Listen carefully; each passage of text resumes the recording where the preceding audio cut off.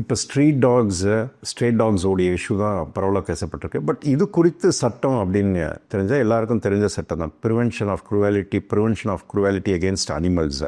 அப்போ அனிமல் அப்படின்னு இந்த சட்டத்தில் சொல்லும்போது நாய்களை மட்டும் சொல்லலை. அனிமல் அப்படின்னா அதாவது ஹியூமன் பீயிங்ஸை தவிர்த்துட்டு மற்ற உயிரினங்கள் எல்லாம் அனிமல்ஸ் அப்படிங்கிறத இந்த சட்டத்தில் சொல்கிறாங்க. இப்போ இந்த சட்டம் எந்த உயிரினங்கள் மனுஷன் இல்லாமல் மனுஷன் எந்த உயிரினங்களையும் நீங்கள் துன்புறுத்தக்கூடாது அப்படிங்கிறது தான் இது. பட் இதில் நாயும் வருதுன்னு வச்சுக்கிறோமே. இப்போ இதனுடைய நோக்கம் என்ன அப்படின்னா, மனுஷன் எப்போதுமே தன்னுடைய சர்வைவலுக்காக இயற்கையோ இல்லை இதுவோ அதை அழிச்சு தான் பண்ணியிருக்கான். பட் ஒரு லெவலுக்கு தான் அழிக்க முடியும், ஏன்னா அது திருப்பி அழிச்சிரும் அப்படிங்கிறது தான் இன்றைக்கி நமக்கு எல்லாருக்குமே தெரியுது. It's between man versus nature.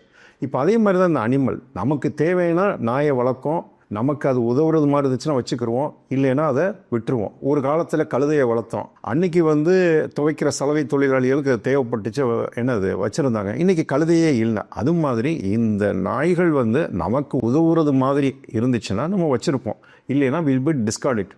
லாவுமே என்ன அப்படின்னா மக்களுக்காகத்தான், நல்லதுக்காக தான் லா ஏற்றுக்கிறோம். அவனுடைய சர்வைவல் கொஸ்டின் வந்துச்சுன்னா then we have to bring a law and control the dogs population. இதுதான் யதார்த்தம்.